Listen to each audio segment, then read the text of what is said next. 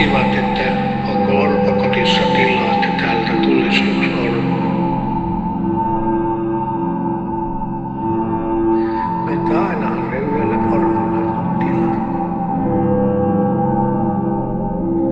Siitä meidän ystävyys sitten alkoi. Kävimme hänen kanssaan.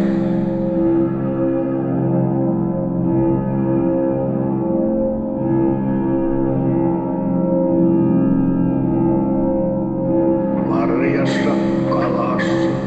Ensi alkuun niin olisi pitänyt hänelle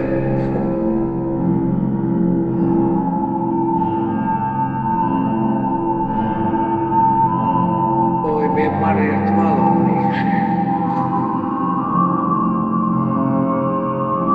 Otin sitten, oli oikein paljon mustikoita yhdessä.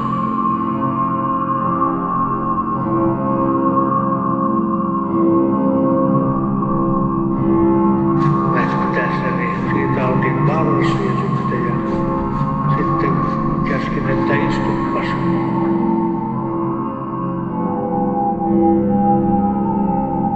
Istupas tuohon viereen ja ruvetaan opettelemaan tämän mustikan voiminta. Ja sitten kun meillä oli kaloja verkossa, niin